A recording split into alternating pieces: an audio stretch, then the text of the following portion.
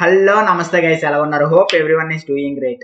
ఈ వీడియోలో గ్రీన్ ఎనర్జీకి ఫ్యూచర్ ఉందో లేదో తెలుసుకుందాం. బేసికల్ గా గ్రీన్ ఎనర్జీ కోసం చెప్పే ముందు నేను నా ప్రీవియస్ వీడియోలో అసలు ఐఈఎక్స్ కి ఫ్యూచర్ ఉందో లేదో చెప్పాను అనమాట. ఐఈఎక్స్ తాలూకు స్టాక్ తాలూకు పొటెన్షియల్ ఏంటి, ఫండమెంటల్ అనాలిసిస్ అంతా చెప్పాను. ఐఈఎక్స్ అనేది మంచి కంపెనీ, మంచి మోనోపోలీ కంపెనీ అని చెప్పాను. ఒకసారి ఐఈఎక్స్ కోసం ఒకసారి చెక్ చేయండి. దాంట్లో చాలా అంటే చాలా ఇన్ఫర్మేషన్ ఉంటుంది. బికాజ్ నేను ఐఈఎక్స్ లో ఒక పాయింట్ కూడా మిస్ అయ్యాను. ఒకవేళ అది చెక్ చేసి ఈ వీడియోకి వస్తే మీకు ఆ పాయింట్ అర్థమవుతుంది. ఒకసారి మీకు అది చూపించిన తర్వాత మీకు తర్వాత గ్రీన్ ఎనర్జీ కోసం చెప్తాను. నేను ఐఈఎక్స్ కోసం చెప్పే ముందు మార్కెట్ సెగ్మెంట్స్ కోసం చెప్పడం మర్చిపోయాను. These are the market segments మాట. అంటే ఐఈఎక్స్ అనేది ఒక పవర్ కంపెనీకి అండ్ ఇండివిజువల్ ఇండస్ట్రీస్ మధ్యన డీల్స్ మధ్యన ట్రేడ్ చేసేది ఐఈఎక్స్ మాట. అంటే ఫర్ ఎగ్జాంపుల్ స్టాక్స్ ఎలా ట్రేడ్ చేస్తామో ఎన్ఎస్సి బిఎస్సి లో సేమ్ ఐఈఎక్స్ కూడా అంతే, ఎలక్ట్రిసిటీ ట్రేడ్ చేస్తాం. ఇక్కడ ట్రేడింగ్ చాలా డిఫరెంట్ టైప్స్ ఉంటాయి మాట. డెలివరీ ఫర్ నెక్స్ట్ డే అని, డెలివరీ అప్ టు 11 days మాట. ఎలక్ట్రిసిటీ ఫిజికల్ గా ఓకేనా ట్రేడ్ చేసేయడానికి ఇది ఒక వెబ్సైట్ ఐఈఎక్స్ అనేది. ఇది ఒక అసెట్ లైట్ బిజినెస్ మాట ఐఈఎక్స్ అనేది. ఇండియాలో 95% ఐఈఎక్స్ వాడతారు మాట. మిగతా 5% పిక్సెల్ అని ఉంటది, పవర్ ఇండియన్ అని. సో 95% ఇదే వాడతారు కాబట్టి ఇది ఒక మోనోపోలీ అని కన్సిడర్ చేయొచ్చు. ఈ మార్కెట్ సెగ్మెంట్స్ ఎందుకు చెప్తున్నానంటే చూడండి, ఇక్కడ రెన్యూవబుల్ ఎనర్జీ సర్టిఫికేషన్ అనమాట. ఈ ఐఈఎక్స్ అనేది ఇండస్ట్రీస్ ఎవరైతే రెన్యూవబుల్ ఎనర్జీ వాడతారో వాళ్ళకి ఇండస్ట్రీ సర్టిఫికేషన్స్ కూడా ఇస్తుంది గ్రీన్ ఎనర్జీ వాడుతున్నారని. యాక్చువల్గా గవర్నమెంట్ ఒక రూల్ తెచ్చిందన్నమాట. ఎవ్రీ ఇయర్ మినిమం 20% అయినా ఇండస్ట్రీస్ గ్రీన్ ఎనర్జీ వాడాలి అని. సో ఎవరైతే వాడలేదో వాళ్ళు ఏం చేస్తారంటే డైరెక్ట్గా ఇక్కడ సర్టిఫికేట్స్ కొనుక్కుంటారు అనమాట, గ్రీన్ ఎనర్జీ సర్టిఫికేట్స్. దానివల్ల కూడా ఐఈఎక్స్ కి ప్రాఫిట్ ఉంటుంది. బేసికల్ గా 20% అంటే చాలా చాలా ఎక్కువ. కొన్ని ఇండస్ట్రీస్ అయితే 40% వరకు ఎనర్జీ వాడచ్చు, కొన్ని ఇండస్ట్రీస్ అయితే 5% అలాగే వాడచ్చు అనమాట. సో అలాంటి టైంలో కూడా వీలేంచి రిమైనింగ్ 50% కోసం సర్టిఫికేషన్స్ కొనుక్కుంటారు అన్నమాట వేరే ఇండస్ట్రీస్ దగ్గర. సో ఐఈఎక్స్ అనేది ఇలా ట్రేడింగ్ ప్లాట్ఫామ్ అన్నమాట. ఎనర్జీ సర్టిఫికేషన్స్ ఇస్తుంది అండ్ టర్మ్ ఉంటుంది కదా, 25 years long term, below 7 years అయితే షార్ట్ టర్మ్ మార్కెట్ అని. ఒకసారి ఐఈఎక్స్ కోసం ఫండమెంటల్స్ అనాలిసిస్ చెప్పాను, ఒకసారి చూడండి.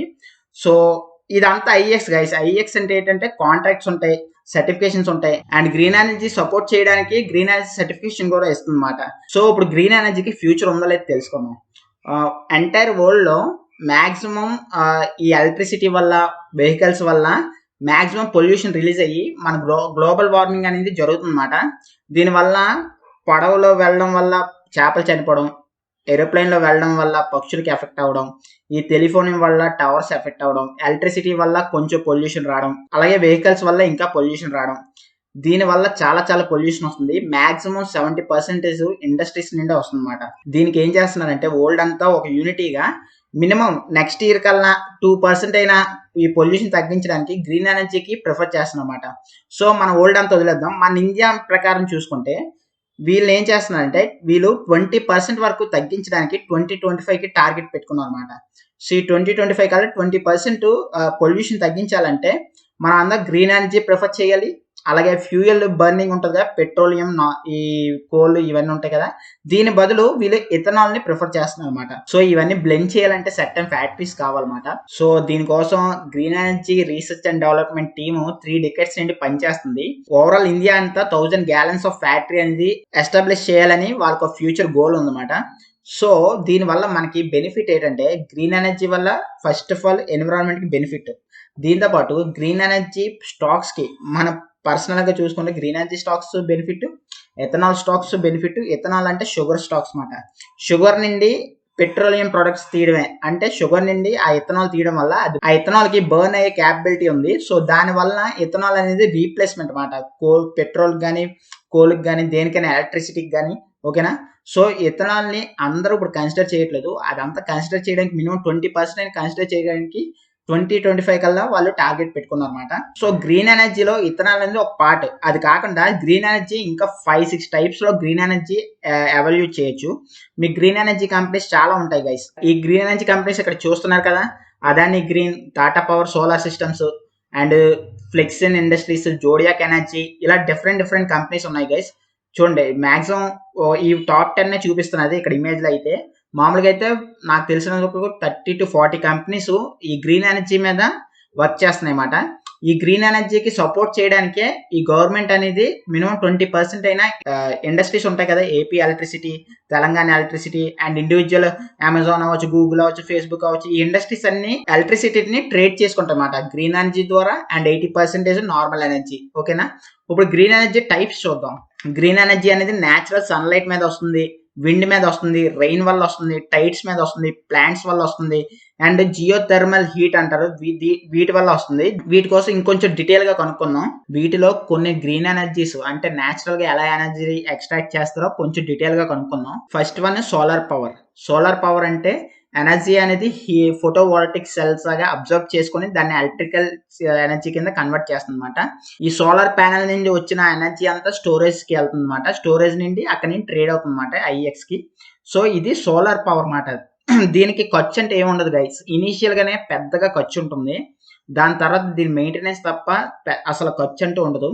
నేను అదే చెప్తున్నాను, రెన్యూవబుల్ ఎనర్జీ అంటే లైఫ్ లాంగ్ ఒకసారి మనం సెటప్ చేస్తే చాలు, ఈ solar panels life long energy ఇస్తూనే ఉంటది, అది బెనిఫిట్. నాన్ రెన్యూవబుల్ ఎనర్జీస్ చెప్పాను కదా, పెట్రోల్ కానీ, కోయిల్ కానీ అండ్ క్రూడ్ ఆయిల్స్ కానీ ఎక్స్ట్రాక్ట్ చేస్తూనే ఉండాలి. దీనికంటూ ఒకసారి అయిపోయిన తర్వాత మళ్ళీ ఖర్చు ఉంటుంది. నాన్ రెన్యూవబుల్ ఎనర్జీ వల్ల పొల్యూషన్ కి ఎఫెక్ట్ అండ్ దానివల్ల ఎక్కువ కాస్ట్ కూడా అవుతుంది. బట్ రెన్యూవబుల్ ఎనర్జీ చూడండి, ఈ సోలార్ పవర్ అన్నాను కదా, ఒక్కసారి ఇది సెటప్ చేస్తే ఎవ్రీ ఇయర్ కానీ 6 months ఒకసారి మెయింటెనెన్స్ చెక్ చేస్తే సరిపోతుంది గైస్, అన్లిమిటెడ్ ఎనర్జీ వస్తుంది. ఓకేనా, దీన్ని మనం ప్రోత్సహించాలి. ఓకేనా. Second one wind energy. Wind energy అంటే మీరు ఇక్కడ చూసే ఉంటారు, ఈ విండ్ ఎనర్జీ ఫ్యాన్స్ అనేవి మీరు అక్కడక్కడ పొలాల్లో చూసే ఉంటారు. ఈ ఎక్కడ ఉంటుంది అంటే తెనాలి, తూర్పుగోదావరి ఆ ట్రైన్లో వెళ్తున్నప్పుడు మీకు కనిపిస్తాయి అన్నమాట. ఇదేంటంటే విండ్ వల్ల ఫ్యాన్ తిరుగుతూ ఉంటుంది, లోపల నుంచి ఆ మోటార్ ఉంటుంది కదా, ఆ తిరగడం వల్ల ఒక కైనెటిక్ మూవ్మెంట్ రావడం వల్ల మ్యాగ్నెట్స్ ఉంటాయి అన్నమాట. అక్కడ నుండి డైనమో అని మీకు చిన్నప్పుడు ఐడియా ఉంటుంది కదా, దానివల్ల ఎలక్ట్రిసిటీ మ్యాగ్నెటిక్ ఫీల్డ్ ద్వారా ఎలక్ట్రిసిటీ కన్వర్ట్ అవుతుంది అనమాట. ఈ టర్బైన్స్ కూడా ఎప్పుడు ఆగడం అంటూ ఉండదు, అలా గాలి వేస్తూనే ఉంటది, తిరుగుతూనే ఉంటది. వాళ్ళకి సర్టెన్ యాంగిల్లో వాళ్ళు కరెక్ట్ సెట్ చేస్తారు ఆ విండ్ తగ్గట్టు. అది మినిమం ఒక 1000 feet కాదు కానీ ఒక 400 feet లో ఉంటుంది అనమాట. ఆ ఫ్యాన్ కరెక్ట్ గా ఆ విండ్ కి అలా తిరుగుతూనే ఉండడం వల్ల అన్లిమిటెడ్ ఎనర్జీ వస్తూనే ఉంటుంది విండ్ ద్వారా. దీన్ని ఎలక్ట్రిసిటీ కింద కన్వర్ట్ చేసి మళ్ళీ అదే ఆ కంపెనీస్ ఉంటాయి కదా, అవి ట్రేడ్ చేస్తాయి IEX లో. And third one through water. Through water అంటే ఫర్ ఎగ్జాంపుల్ మీరు ఆ జలాలు చూస్తారు కదా, పెద్ద పెద్ద వాటర్ ఫాల్స్ పెద్ద ఫోర్స్ మీద పడతాయి. ఆ ఫోర్స్ మీద పడుతున్నప్పుడు కిందన ఒక మోటార్ పెట్టామనుకోండి, ఆ ఫోర్స్ వల్ల ఆ మోటార్ తిరుగుతూ ఉంటది. ఓకేనా, ఆ తిరగడం వల్ల ఫస్ట్ మ్యాగ్నెటిక్ ఎనర్జీ నుండి ఎలక్ట్రిసిటీ ఎనర్జీ జనరేట్ అవుతుంది అనమాట. అలాగే టైడ్స్ లో కూడా కింద ఒక హైడ్రో పవర్ ఒక మెకానిజం పెడతారన్నమాట. దానివల్ల ఆ టైడ్స్ వస్తూనే ఉంటాయి. ఇప్పుడు సముద్రంలో ఆ టైడ్స్ వల్ల కూడా అలాగా ఎలక్ట్రిసిటీ జనరేట్ చేయొచ్చు అన్నమాట. చూడండి, మనం నేచర్ నుండే ఎనర్జీ ఎక్స్ట్రాక్ట్ చేయాలి గైస్. వీటి కోసం వీళ్ళు చాలా అంటే చాలా పద్ధతులు కనుక్కుంటున్నారు సైంటిస్ట్. నిజం చెప్పాలంటే వాళ్ళకి మనం చాలా సెల్యూట్ కొట్టాలి. వాళ్ళని మనం ప్రోత్సహించాలంటే మనం గ్రీన్ ఎనర్జీ వాడుతూ ఉండాలి. దీనికోసం ఫర్దర్ గా నేను వీడియోస్ చేస్తూ ఉంటాను అనమాట. గ్రీన్ ఎనర్జీ కోసం మనం ఏమేమి చేయాలి, అలాగే వేరే ఫాజిల్ ఫ్యూల్స్ ని ఎలా అవాయిడ్ చేయాలో నేను చెప్తూ ఉంటాను అనమాట. Fourth one geothermal. Fifth one biomass అంటే చెత్త ఉంటుంది కదా, ఏవైనా డంప్ యార్డ్ లో చెత్త, వుడ్ వేస్ట్, చెక్కలు వర్క్ అవుతుంది కదా, ఆ చిన్న చిన్న చెత్త నుండి కోల్, అగ్రికల్చర్ వేస్ట్, వీటి నుండి ఎనర్జీ కన్వర్ట్ చేస్తారు గైస్. That's it guys. ఇది ఒక షార్ట్ వీడియోగా సింపుల్ గా చెప్దాం అనుకుంటున్నాను. నాకు తెలిసినంత వరకు చెప్తున్నాను. 100% గ్రీన్ ఎనర్జీకి డెఫినెట్ గా ఫ్యూచర్ ఉంది. ఎందుకంటే ఓల్డ్ లీడర్స్ అందరూ ఏమనుకుంటున్నారంటే ప్రాబ్లం అవుతుందని WHO వీళ్ళందరూ కంప్లైంట్ చేశారు పెద్ద పెద్ద ప్రెసిడెంట్స్ కి. దీనివల్ల వాళ్ళు క్విక్ యాక్షన్ తీసుకుంటున్నారు. 2025 కల్లా గ్రీన్ ఎనర్జీ అనేది ఒక 20% మీరు చూసే ఉంటారు. ఢిల్లీలో ఎయిర్ పొల్యూషన్ అనేది గ్రేటర్ దాన్ 300-400 ఉంటుంది. గ్రేటర్ దాన్ 300-400 అంటే అక్కడ బతకలేము అస్సలు. మినిమం లెస్ దాన్ 50 ఉంటేనే చాలు. యాక్చువల్గా మీరు యూరోప్ కంట్రీస్కి వెళ్తే లెస్ దాన్ 10-20 ఉంటుంది.